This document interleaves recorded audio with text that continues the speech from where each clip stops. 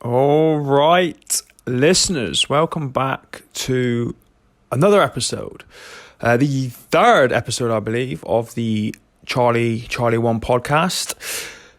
Before I get into it, I just want to say a quick thank you to everybody who has listened to the podcast so far, who has subscribed to it, who has left a little review for it, who has rated it on the various platforms that it's available on. Thank you all so much for doing that. It really helps to get the word out there, and this is just, like I've said before, another channel or another platform where we could reach all the different demographics of the core family. So thank you guys. The word couldn't get out there without you, and without your support and your help, it would just be me warbling on week after week in these interviews.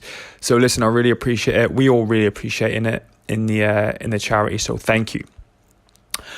Now today's guest is, in my humble opinion, a bit of a core legend. He has had a phenomenal career in the core, a very long career, and in many respects and in many areas reached the top of his profession in many different ways. He's a guy that I am proud to call a friend, someone I respect immensely and who I look up to.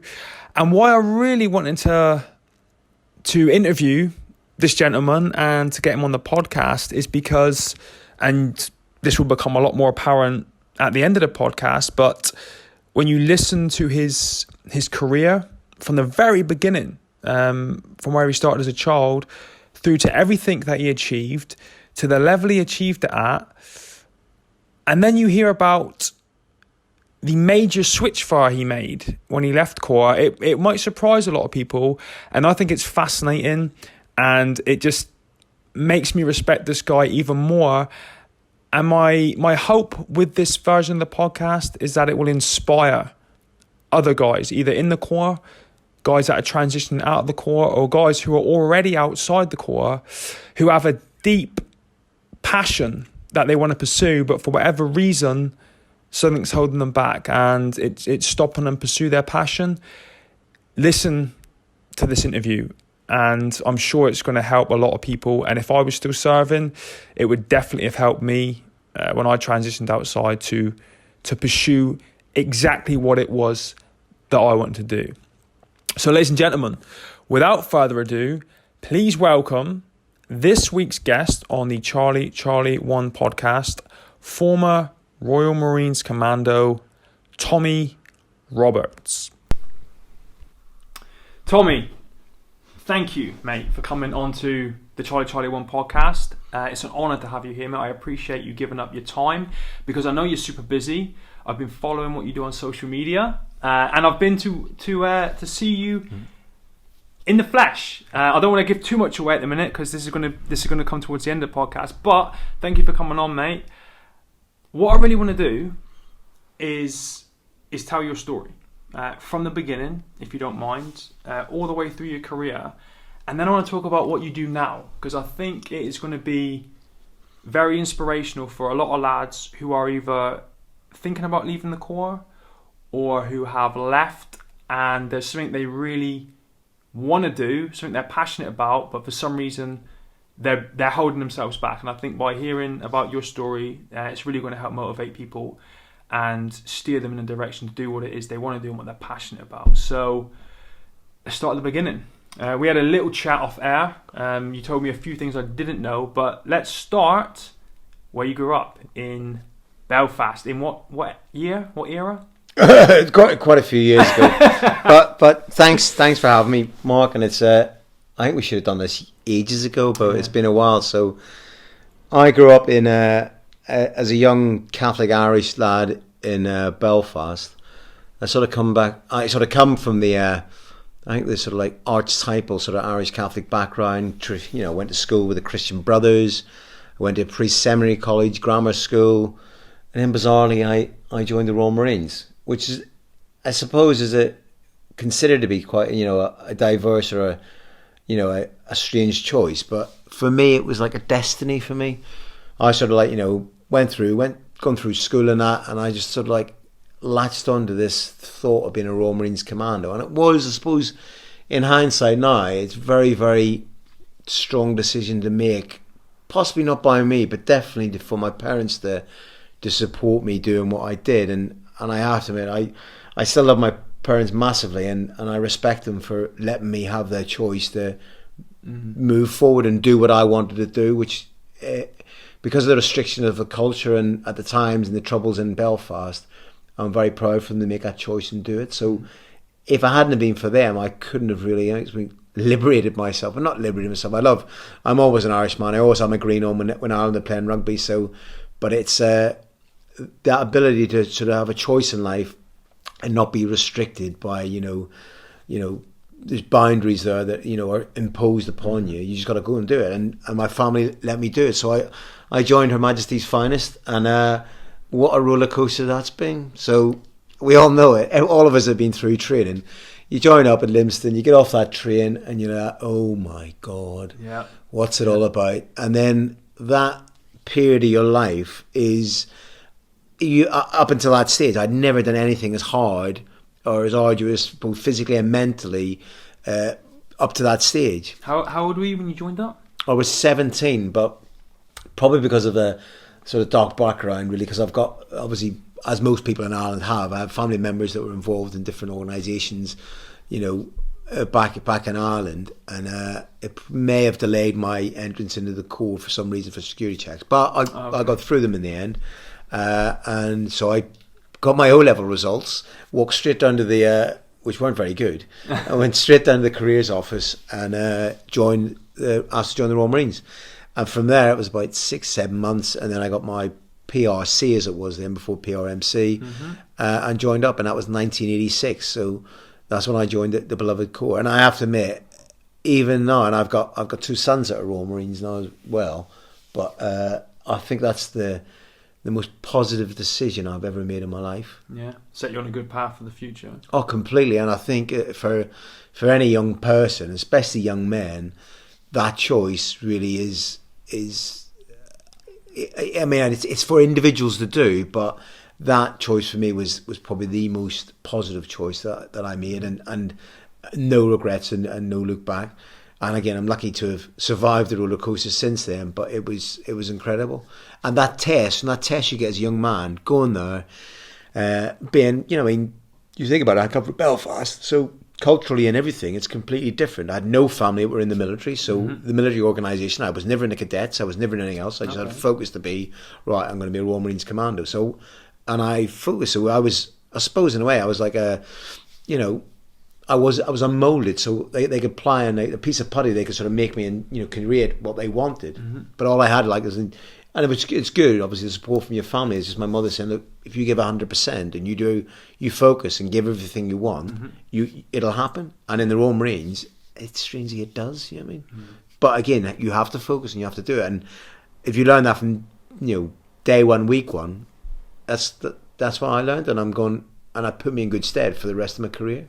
But you do have to do it. And there's a strange thing, and I have, in the hindsight as well, looking back at hindsight, there's a reason you are a Royal Marines Commander when you have those flashes on, because it is extremely hard, and there are times it could be extremely dangerous, and there's times you've got to do that extra little bit just to make things happen. And I think the Corps and the Commando Brigade, we do that, in spades.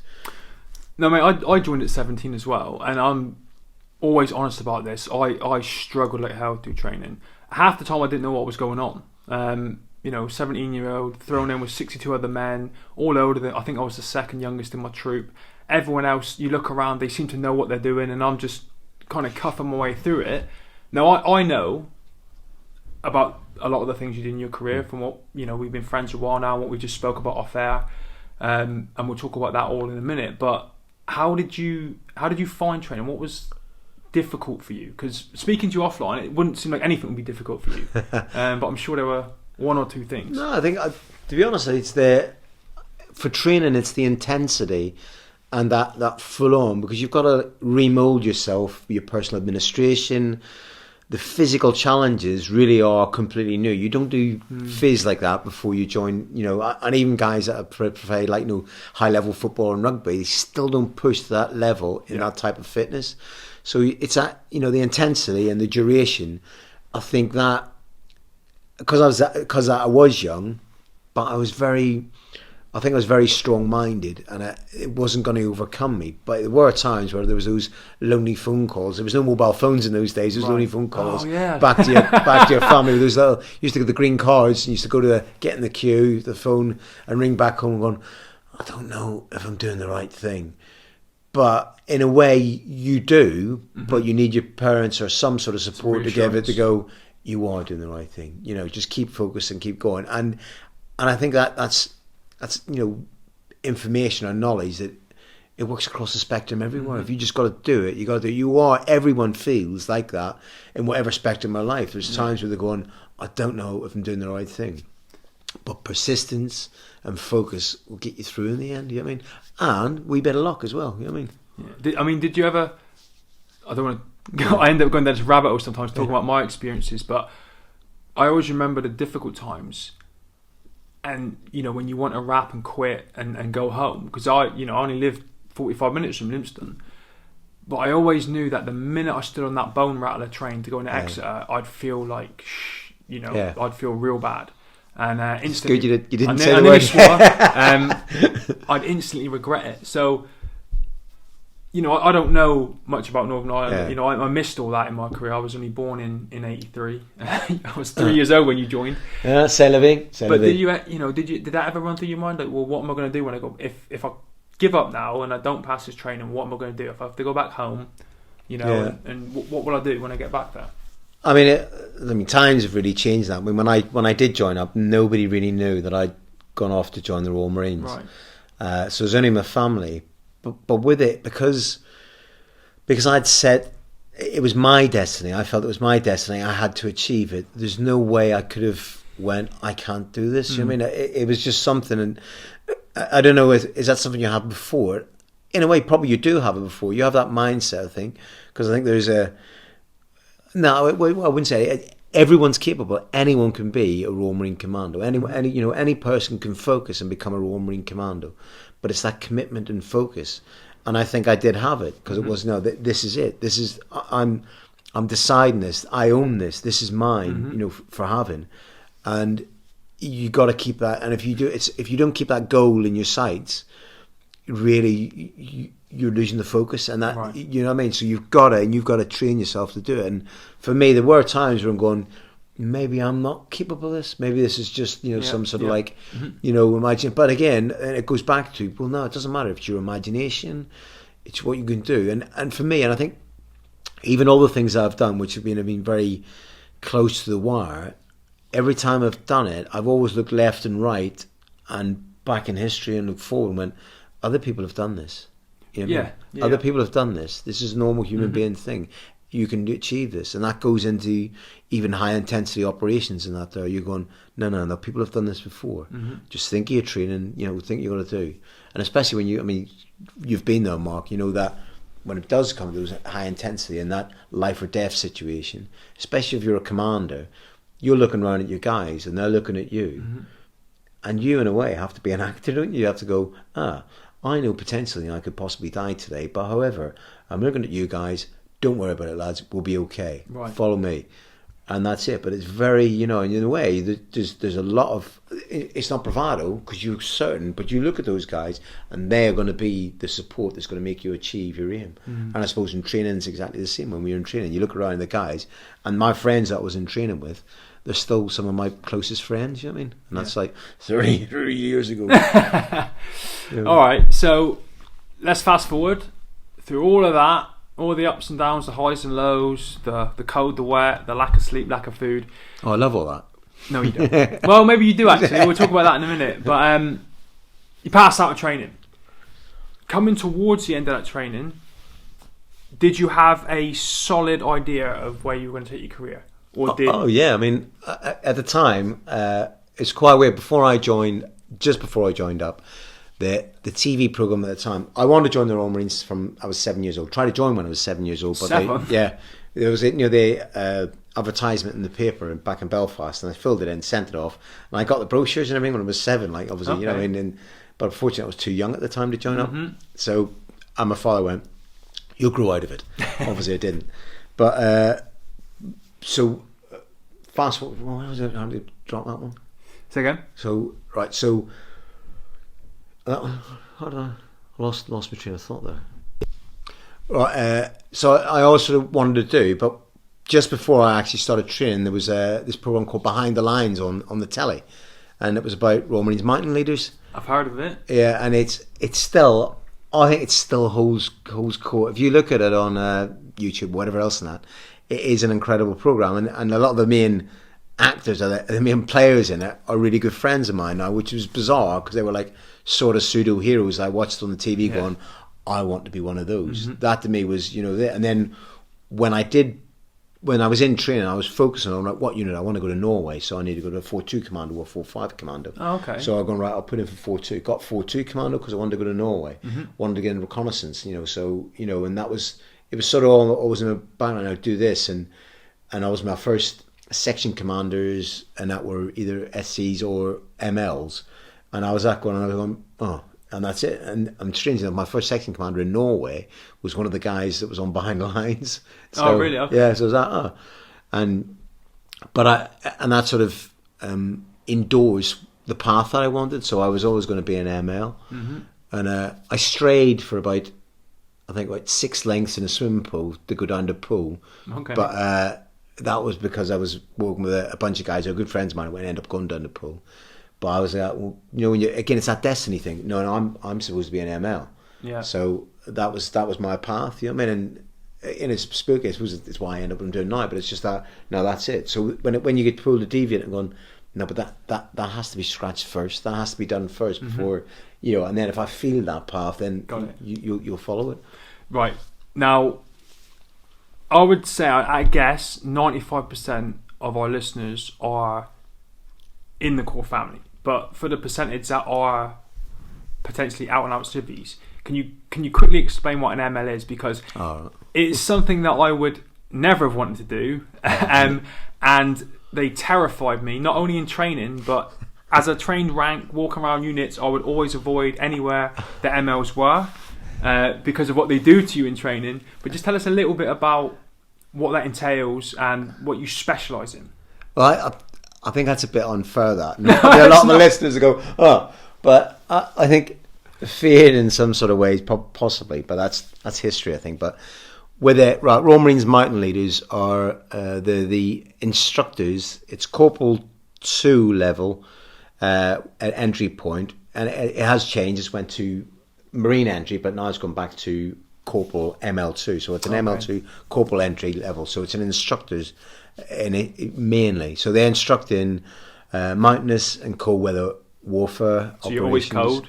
Love a bit of cold. Love a bit of rain. Special. Always wet. Ski-borne operations, but they're also the forward reconnaissance element or the pre-advance force, pre-landing force. Sorry for 3 Commando Brigades. So they'll send guys to do the reconnaissance in a cold weather environment or mountainous environment, or even in jungle environments as part of the SRS. And then with their other jobs, and in a unit that we were working mainly in the recce troops, but however we do have guys that are in the rifle company, so they'll do section commander. There'll be a section commander within a rifle company. But the main thing is that we deliver the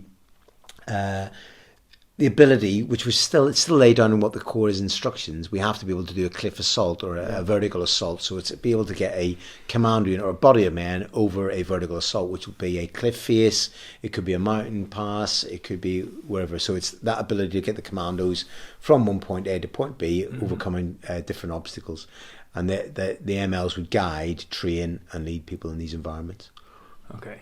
I So if you've got a fear of heights, it's maybe not, No, see, I love doing all that stuff in training. And ML, I don't just say this because you're sitting in front of me, and a lot of my friends are MLs, and I always had the utmost respect for them, because for me it was on par with the lads at Poole. From I was a young Marine looking for my pathway, but all I saw was people that were in the snow, cold, wet, nails, but Lovely. and I was like, yeah, I want to sit in a vehicle cab with a pasty and a cup of tea, and I'll watch those guys doing that, and I'm quite happy just sitting back and watching. But when you decided that, then so early on in your career, you know what you want to do. You've seen behind the lines. You're dedicated to that. You go out, you do that. Yeah. You achieve that, and then you're on your way. And I mean, is that what you did? You I don't know. Sorry, forgive me, but did you? No. The story for the ML2, because I seen behind the lines. My destiny in the Corps was to be an ML2 corporal in the an Arctic Warfare Cadre, or as it was BPT, the Brigade Patrol Troop. Mm-hmm. So when I got to that position, I was a substantive corporal, an ML2 corporal in Brigade Patrol Troop. I thought, this is it. My mission is achieved. This is what I want to do. And then that was the height of it. That was it. But that was my target. That to me, and I'm doing my ML2's course, and I came top of it, which is quite chuffed with. Okay, let's get that in there. Yeah, got. You know what I mean? It's cheap, I know, but cheap is good. Get it in there. Yeah, I've got worse. I've got more cheaper now. You know what I mean? But so when I achieved that to me was right. That's it. That I really sort of like, the feeling I had was wonderful, and that was it basically. It's bizarre because my son's an ML2 corporal now as well, which is spooky. Oh, is he really? Yeah. So so once I'd done that, and I was happy. Then all of a sudden, my OC at the time was George Matthews, Captain George Matthews, Major Captain, and he was officer command in ML company. Mm-hmm. He called me in and said, "Right, Tommy, this is it. You're on your senior command course." I'm like, "Wow, no. I'm a corporal, ML2 in Brigade Patrol Troop. That's what I'm here for. That's what I want to do. I don't want to be a sergeant." And it's one of those things, but you have to. Yeah, this is it. You've got to move on. Why didn't you want to be a sergeant? Because of the difference in the job, what it would entail? Well, no, but because I felt that was because all I wanted to be in the Corps, like I say, was an operator. That either a Marine or a corporal, carrying on with. And obviously it changes in time, but at that time that's what I wanted to be. If I became a troop sergeant, it's another little step. Yeah. Whereas you, to me, it's always about that section and that corporal, and that's why. I mean, I think even my measurement of people in the Royal Marines now is, would you have them in your section? Oh, okay. You know what I mean? It's never met anyone. Would you have them in your section? Yeah. You know what I mean? And that's it, and that just shows you where it sits with me, where the reality of operators sit, in our Corps. Yeah. So, but troop sergeant, brilliant job. Love being a troop sergeant. Love being an ML1 team commander, and that's when I got caught up really in quite an operational bubble as a sergeant, really. So I got done my seniors, done my ML1 Mountain Leader Class 1's course, and then I spent 5 years in operations. So I went 98, 99 was in Northern Ireland, 2000, 2001 in Kosovo, 2002 in Afghanistan, and 2003 in Iraq. Okay. And that was as a team commander with Brigade Patrol Troop up until Iraq, when I was a colour sergeant and I was second in command of Brigade Patrol Troop. Well, what was it like then? Going back to Ireland now as a stripey in the Corps, mountain leader, having grown up there. Now you're back deployed there. I mean, I can't even imagine what that would have been like. I mean, I'll not go into the sort of like the work I've done in Ireland, as the thing, but I enjoyed it, and this is, again, I'm not a politician. I'm a Royal Marine who's now doing what I do, but for me, I had to be there to make sure that, for me, it was to stop Irish people killing Scottish people, killing British people, killing Polish people.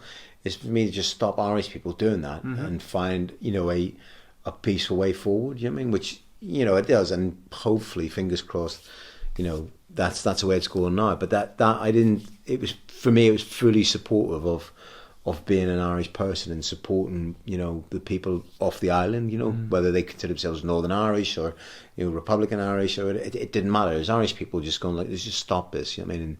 And I thought I did my bit to preserve that. You know what I mean? And just stop them killing each other. And that's what it was about. That's what I feel. And that's me not being a politician. That's me just being a human being. You know what I mean? And then, sorry, you said Kosovo after that? Yeah, I went to Kosovo. And Bosnia? Yeah, Kosovo, we went in. I was in Brigade Patrol Troop. We had a very busy, very successful and fruitful tour with doing surveillance and, sort of covert stuff in around, in Kosovo itself on the borders with Serbia, and it was a very, very good tour, very productive tour, and we were moving forward with the technology in surveillance and reconnaissance, and we were pioneers in a way for getting results with it as well. And then on to some of the more current conflicts. Again, we talked about a couple of these off air, and whatever you're comfortable talking about. Maybe starting with Telek in Iraq. Yeah, well, obviously I was in Jacana first, which was obviously the year before. 2002. Mm-hmm. You said you went now, didn't you? No, I finished training in 2001. Was trained for Jacana but never went. Yeah. We done Jacana and then come back, which again for us it was a few feisty moments, but we were fully we fully embedded in a lot of the mountainous areas and did a lot of good work there as well. But it was quite we were trying to track down, and where was the threat? Where was the threat? Is there going to be? And again, we weren't focusing in the area where we ended up doing operations. We were more over Western Afghanistan, and it was very good. Met some incredible people and some incredible characters, and it could have been quite feisty in a lot of times. Mm-hmm. But I think we done. Again, we were a very successful tour, and we proved our worth as such as a formation reconnaissance force, like. Okay. And so that was successful. And then after that, which is not surprising, was very surprising, even though obviously 9/11 had happened, the world had changed as such. We ended up in Afghanistan, then coming out of that, our focus changed to Iraq, which again was a surprise, but we were all Marines and we had to do what we had to do. So you couldn't have had much of a gap between Jacana and Telek. No, we literally came off. That was when we'd done an exercise called Shalma after that up in the Isle of Skye. We'd done a reconnaissance exercise, concentration, done that, went, and then as soon as we got back from that, we went out to, in fact, that was before. Didn't you do Syria Kwan, did you? No, that. Safe Syria when we done. I didn't do that. No. That was before Afghanistan. So done the Isle of Skye exercise, and when we were up in Skye, the CEO came up and gave us a brief and said, "Look, we're going to be deploying. We're going to be going to Iraq. Mm-hmm. And you guys are going to be there working with the US Marines." So we deployed on that, and obviously the story unfolded from there when we lost the lads, and I sort of had to with the rest of the team that was left, we had to pick the reins up and run with the Brigade Recce Force, really. Mm-hmm. And after Iraq, obviously Herrick took off, and that was busy for everybody for a decade. So you're deploying, back to back on there as well. At the same time, am I right in thinking you were still climbing the promotion ladder? Oh no, like I say, I wouldn't say it's climbing the promotion ladder. It's just doing your job and things fall in front. I get it. It's a bizarre thing. I don't think I've ever climbed the promotion ladder. I was just go, you get promoted now. Oh, you get promoted. Oh, all right. So coming out of Iraq, and obviously, it was quite a testy time for our lads. We lost quite a few lads in the helicopter crash. God bless them, and they're always in our thoughts, and their families are. But then after that, I came out of that, and I got promoted to sergeant major, and I went off to Newcastle. So when the Herrick started happening, I was sort of out of the. That was the first time in my career out of the brigade. Oh, okay. So I was right. I was Unit Sergeant Major at Martine. Then I come back at CTC as the Wing Sergeant Major of the Command Wing, with the lads going through, which is bizarre because he still keep bumping into guys that were Sergeant Majors when I took them when they're doing their corporal courses and that. And I was their Sergeant Major, and then after that, I was K Company Sergeant Major before getting promoted to W01. So I got the chance, and I was a Company Sergeant Major. But that whole time was harder, in a way, because you weren't involved in the kinetic battle. I got towards Herrick 14, then I was out when next time I deployed. So it was a time, and that time I spent was a lot of I'd done a few burials, buried a few of our lads, done a bit repatriations, and because I was the ML Spec advisor towards Herrick 9 and that, I was facilitating, looking after injured, mountain leaders or people from that, their families and that. And again, hopefully, we done as best we can to support them and support the lads. And there's some quality blokes that have sustained injuries like yourself. You know what I mean? And, Baz Barrett. Yeah. And when I happened to Baz, Bish, Bish used to be one of my Marines, and And he was even my Marines. I was his troop sergeant. You know what I mean? G1. Oh yeah, but yeah, but incredible G1. Yeah, that's right. You just, I mean, G1's just if it's not managed properly. And how, being what you just said earlier about the pinnacle for you when you were young was to be an ML corporal out on the ground doing the job. Huh. You climbed up, like you said, you got to W1 spec advisor. You were kind of, you take that more administrative role then, don't you, of looking after everybody. Yeah, but I think as an ML, you still, because you're the ML spec advisor, so you're still deploying, you're still climbing with the guys, you're still doing, you're still operating, you know what I mean, as well as doing administration. You do what you loved, and what you joined to do and what you're passionate about, but at the highest ranks. Yeah. Okay. And then, what happened? And then I got commissioned. Then he got commissioned. But as soon as I got commissioned, I went to 30 Commando, which was Stone Ice, and I deployed on Herrick 14. I was the liaison officer, ops officer for the Brigade Recce Force, so I was back in the more operational fold. Although I was doing staff work, but I was planning and targeting for them, and that was again that Herrick for the Brigade Recce Force at the time was extremely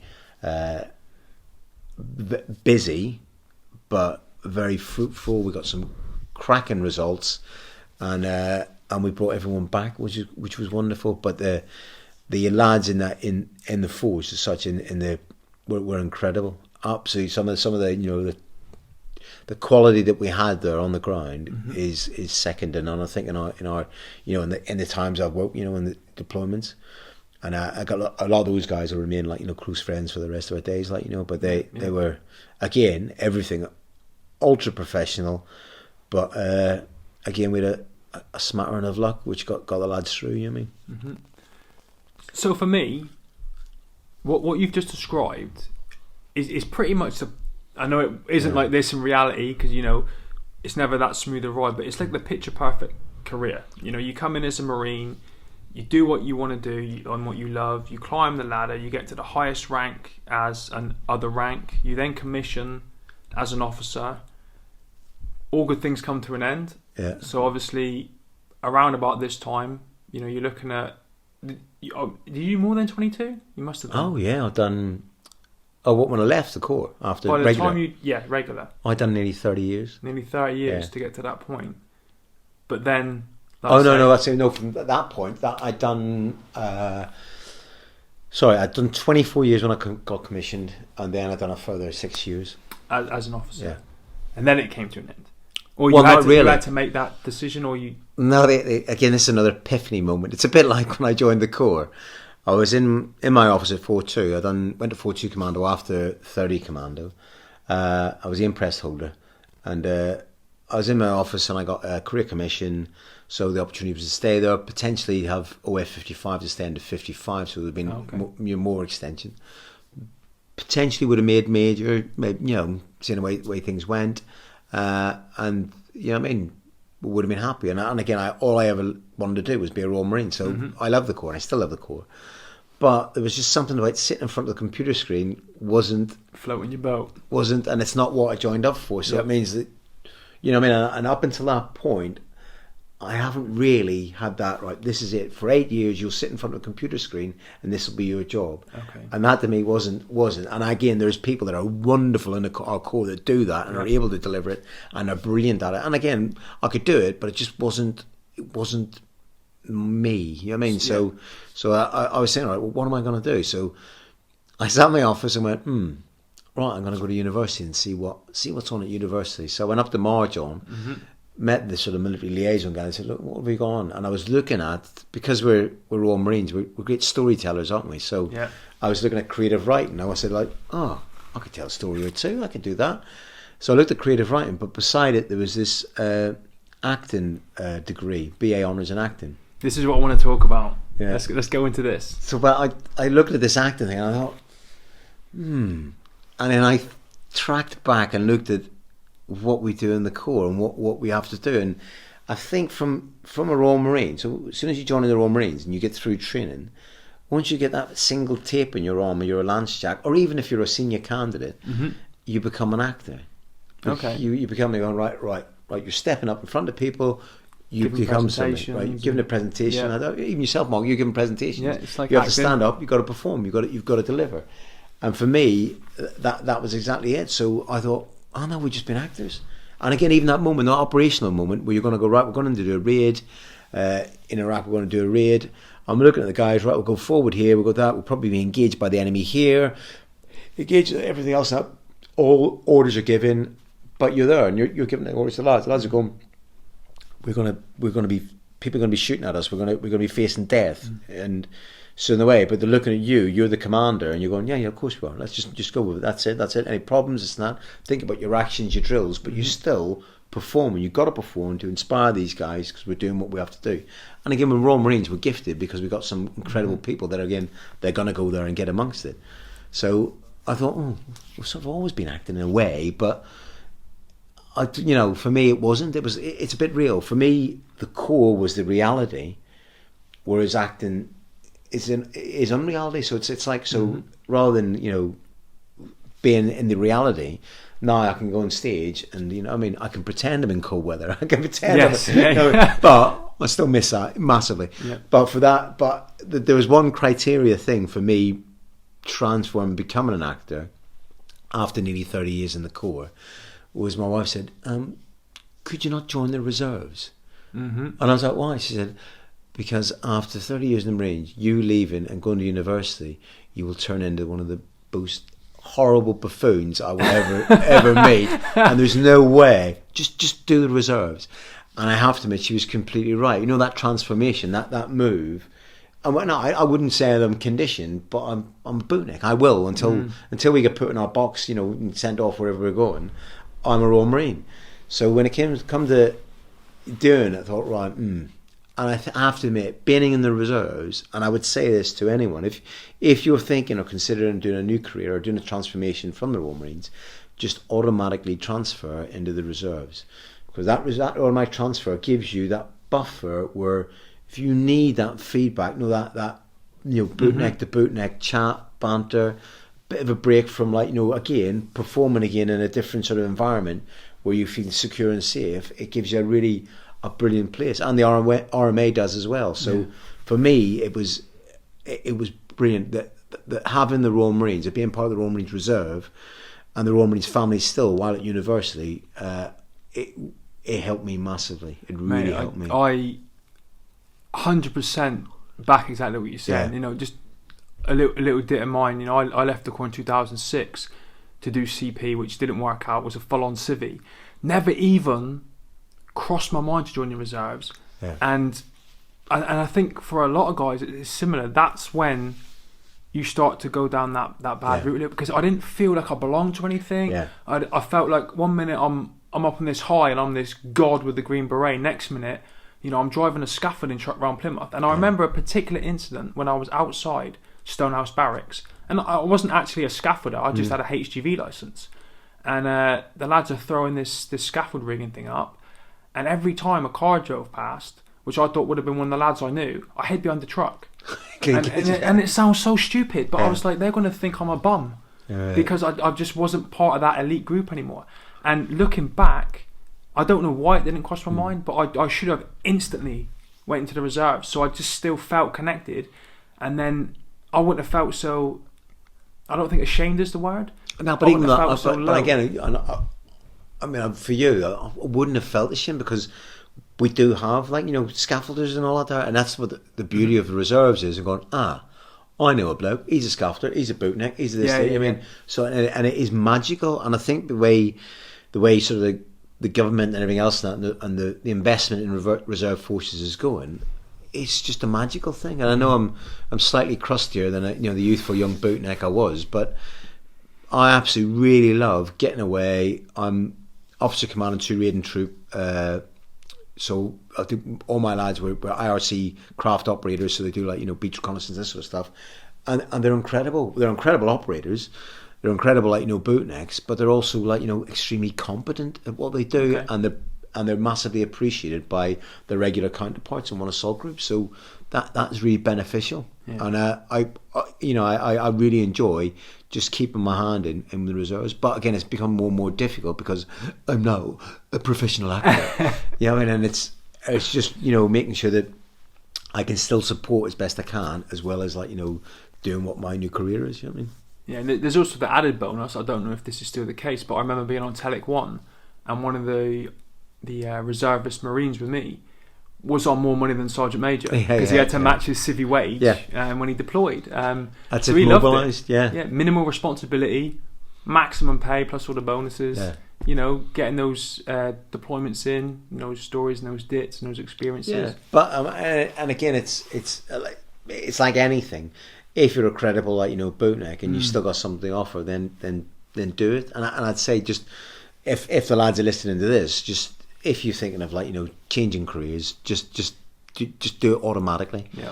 You know what I mean? And just wherever you're going to live in the UK, if you're living in the United Kingdom, then just it's an opportunity. You can still be part of it, but also I think it'll help you massively in your transformation. No, I agree. So let's talk about the acting then. Let me delve in there a little bit deeper. Tell us how that all went. You went to Mar John's. You've recce'd this course. You've made your mind up. You're gonna pursue acting. How did that go from the beginning? Because we talked about the resilience you've had to build up, even as a steely-eyed ML 30-year plus bootneck. But with my first day at university, I sort of rocked up. The first decision goes, right, what actually do you wear as a civilian going to university? I'm going, I don't have any uniform, so I'm going, And luckily, one of my lecturers went, in the old days, actors used to wear just blacks when they were in rehearsal space. And I'm going, did they? Okay. So I went straight down to Marks and Sparks and got myself 5 t-shirts and 5 black sweat bottoms, and I now had a uniform to wear to university.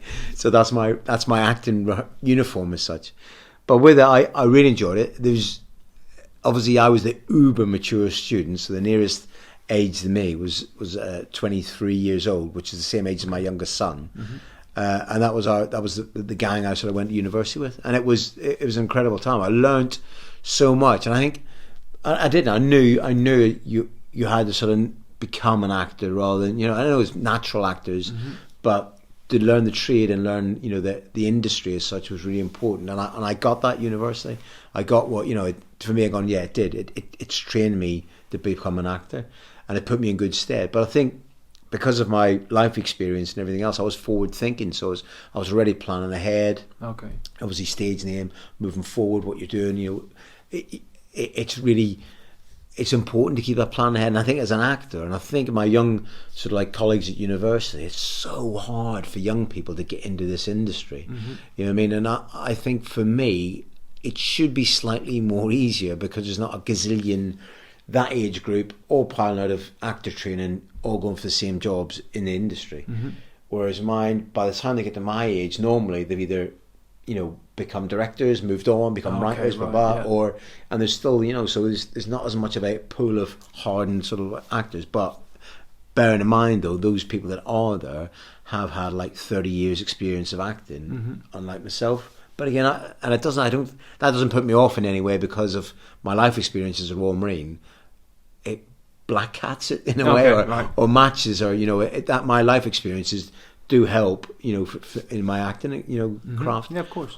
But I since then, since finishing university, it's just keeping going. I've got an agent now. I'm moving forward. I've just finished some film work, and again, I'm just keeping things. I've got obviously going to do international tour. We're going to Canada with So Drawn coming up in the next month or so. I've got a couple of auditions looking at for plays in the new year. And I'm just continually sort of getting casting for TV work and film work, and I've just got to just keep plying my trade and improving my casting and my audition skills, and just moving forward with it. And obviously, if any sort of casting director's listening to the blog, just throw us a bone, throw us a bone. It's called a podcast, Tommy. It's not a blog. Is it not? You catch up, come on. What is a blog different, is it? We can blog this, maybe, I don't know, we'll figure it out. You're blagging it. We are. We're all milk off too tough. I just want to go back very quickly, because you just mentioned it briefly. You said a stage name. Yeah. So tell me about that a little bit. I know your stage name. Tell our listeners what you go as in the theatre, on the stage, on the screen. Well, my stage name. I'm Tip Cullen, and that's my professional name now. So that wherever that's me. I'm Tip Cullen. There's credibility behind the name, right? So Tip is, my initials are obviously Thomas Patrick. When I was young, growing up, you know, when you were playing football or something, that would be TP, and you know, people would go, "Oh, Tip," and that was sort of like the nickname I sort of got. Just not a massive one, but it was just that, you know, Tip. So it came from your initials. And Cullen was my great grandfather's name, who I'm named after. My name's Thomas Cullen. Died on the 7th day of the Battle of the Somme in 1915. Mm-hmm. And strange enough, when I was doing my equity, you know, with my names, because, you know, it just went round. They said, look, you need to have original name, everything else and that. And I was just going to visit, you know, where he died and the path that he followed on the Somme, exactly where he's one of the missing on the walls. And it's an incredible story. And I followed it, and it just hit at the same time. I thought, well, that's it. It's a no-brainer. You know, I mean, it's you know, was going to be Thomas Cullen, but he's in Downton Abbey, so that's where Tip came from. So Thomas Patrick, it couldn't be Thomas Patrick, so that's where Tip. So, and to be honest, I really quite like it. You know what I mean? It's, you know what I mean? I've never asked you that before, and I didn't actually know. And it's not. The reason I asked is because Tip is not your typical name, and I wondered where it came from. Now I know. So thank you for sharing that. But the future. I mean, what are your goals, ambitions, long term in the acting world? Because I've been, I was up in Sheffield a couple of weeks ago. I saw you on stage at Soldier On with a couple of other bootnecks. It was phenomenal, and actually that was my first time to the theatre. You popped my theatre cherry, mate, and I was actually embarrassed. I got up. I didn't know there was an intermission because I've never been to the theatre, and I got up at the intermission. I said to the lady, because I was like, that can't be the end. What's happened there? And I said to the lady at the door, Is that finished, or do we come back to it? No, come back in 20 minutes. So I completely embarrassed myself, but thank you for introducing me to the theatre, because now, you know, I am a fan. My wife is. She loves going, so now that's something that we can do together. But what's the future, mate? It's, again, it goes back to that, you know, those skills we were talking about earlier on about being a Royal Marine. It's the old, it's focus, persistence, and a sense of humour. All those commandos sort of like, you know, skills and ethos that we require, you have to have them, because unlike being in the Royal Marines, where, like you say, your focus and your persistence, you will achieve no matter what. You will achieve. You know what I mean? You know, barring injuries or whatever else. Not, but even with injuries, you can recuperate and just keep focus, and you will achieve what you want. And I love the Royal Marines for being like that. But in this industry, you can do that. You go 100%, and you'll get to the sort of like the finishing line as such on a casting thing, and then you'll just be removed for, you know what I mean, anything. You know what I mean? So you've got to just build up a resistance, an emotional resistance to failing. You know what I mean? Just go, because again, I think a lot of Marines aren't used to failing in some way. Right. So just go, right, build up resistance. Like, you know, if it doesn't happen, just put it behind you, focus, and move forward.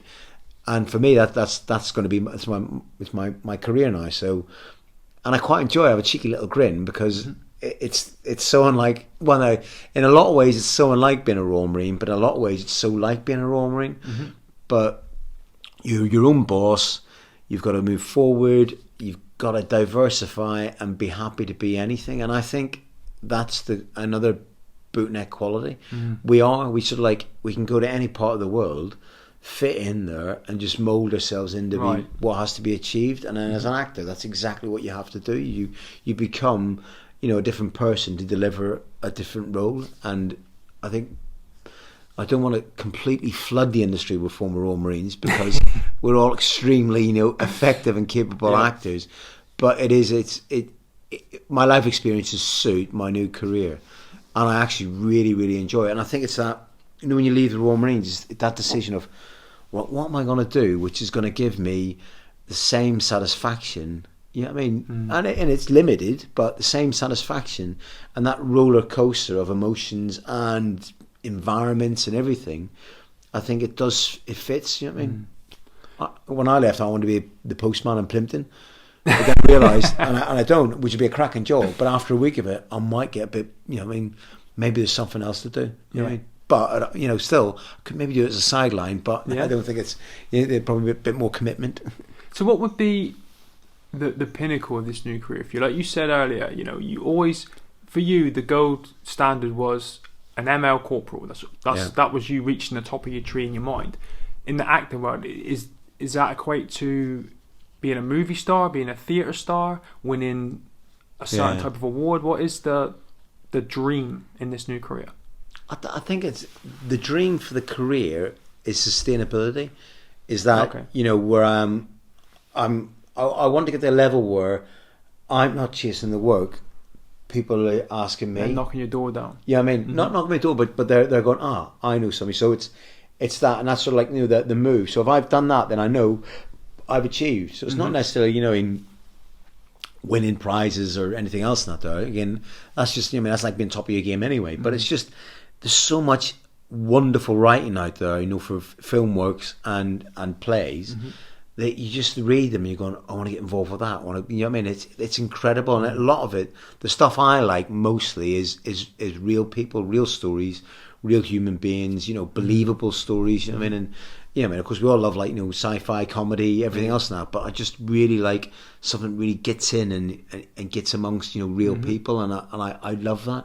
And it's quite magical. And even if I'm watching the telly or something, if it's a real a gritty drama or something based on true life, you can see how people are going through real emotions, and it's got to be believable. And that's for me as an actor, going, as long as people go, I believe that, and that's just what if I'm doing that, then hopefully I'll get my aim, which is just to be in demand slightly. Do you do that when you're watching TV?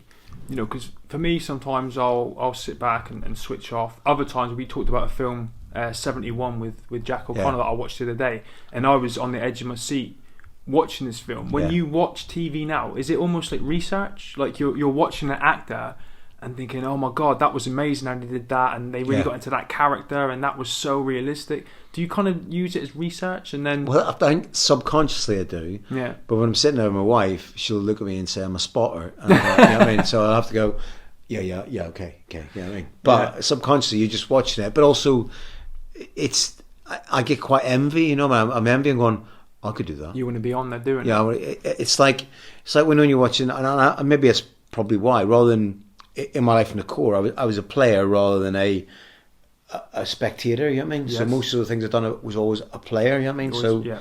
So now when I'm even watching a play, I love going to the theatre, but watching a play, I'll be like going, you sort of you get hold of the ball, and you want to be there and be part of, So I'm definitely a player rather than a spectator, and I think that's my perception in life. You got to be a player rather than you don't watch it. You got to do it. I think you're like that as well. Yeah, totally, mate. Totally get that. Yeah, Tommy. Yeah, you're a man of vast experience. Like we said, a long time in the Corps, and now onto this. You've completely switched fire into this new career. What advice would you give to anybody serving in the Corps now? Either if they're happy with their career and they want to crack their 22 plus and carry on, whether they're considering going outside and doing something diverse, or whether they're already outside and there's something that they really want to do, but for whatever reason they're not doing it. What would you say to them? What direction would you steer them in? It's quite weird, that one, because I think you got to look at it two angles. The one thing is you got to follow your dreams and do what you want to do. For me, that was the Royal Marines. The acting thing sort of like is an evolution that's come from that. But for me, I don't think I could pursue full-time a career doing this if I wasn't stable family wise, and you know what I mean. So you've got to do your sums in a way. You got to go, right, can I afford this? What are my responsibilities? What are my risks? You know what I mean? So, and this is even for a young actor. For that young Marine does a short time. He goes, I'm going to train as an actor. But when he does that and he goes to university, like anything, he's got to do his sums. He's got to do his ad, and he go, right, this will cost this, and this. Just do your sums properly. Anything can be done. You just got to manage it, and you've got to make the sacrifices to meet that management. And again, add that if you've got layers, if you've got a family, then you've got to add that and just do it. Just do your sums and do your thought processes before you do it. But whatever you do, I think it's got to be achievable. You know what I mean? And anything's achievable as long as you've got that mindset. You know what I mean? So it's just got to, and that preparation and planning, everything you do in the Corps, your 7 Ps and everything, do that there, and you will be effective. And that measurement just is in how much passion and how much focus you can maintain and give to it. I mean, but for any guy, any person leaving the Royal Marines is first thing you do is just join the reserves. Yeah. But and it gives you, it brokers you that period for your transformation. And this is only, I'm speaking from my viewpoint. Yeah. It just gives you that time to go, right, this is it. I'm going to be back in there, I'm going to focus on a new career, this is it, it's what I have to do. But that gives you that ability to do that transformation, but still pull back if you need to and do it, and then before you leave. But also you'll get times there in that period where you can still commit to the Royal Marines and still bring, positive effect, which again is very important, and you still feel worthy then, you know what I mean? Mm-hmm. Yep, totally. That's mate. It's been an honour. I knew it was going to be a fascinating interview. I wish we could talk for a lot longer. I thought you were going to tell me you just can't. Just go. No. Go. Honestly, mate, you've been on the list since day one, and we've been back and forth in the text, mate, and I kept on messing you around a little bit, but we finally got it. Thank you. Yeah. Thank you, mate, for giving up your time today, coming over to my house and recording this, and I know it's going to resonate and inspire a lot of lads. Like I said, either whether they're serving, they're transitioning, or they're already outside. Hearing of a man of your experience and what you've been through, what you've achieved, and what you do now, it is going to help a lot of people, mate. So thank you very much. No worries. Thanks very much, Mark. Well, there you have it. I told you it was going to be an inspirational episode of the podcast. From a young 17-year-old to a fully fledged Royal Marines commando, from a GD soldier to a mountain leader, from a Marine to a WO1, then to a captain, 30 plus years service, serving as a mountain leader, one of the hardest professions that you can undertake in the Royal Marines, and then doing what he was passionate about, a major switch fire, following his heart and becoming a very, very, very well-established actor. So if there's anyone out there who's listened to this, it doesn't matter whether you're a serving, former, bootneck, whatever, member of the core family. My hope is that if there's anyone out there who has a passion, whether it be to be a vet, a hairdresser, a ballerina, whatever it may be, my hope is that after listening to Tommy's interview, that you go and pursue that passion. And you pursue it with everything that you have. Because we only live on this planet once. And while we're here, we got to be happy. And we got to do what makes us happy. Guys, that's it for this week. I have absolutely no idea who's going to be on the podcast next time. That's what makes it so exciting. I will be searching, asking, and then interviewing. So make sure that you stay tuned in. And as always, please share this throughout your bootneck networks. Please rate it. Please review it. Please let people know that it exists. And if you have anybody out there that you think, maybe yourself, who has a very interesting story to tell that other people might want to hear, please do me a favor, drop me an email.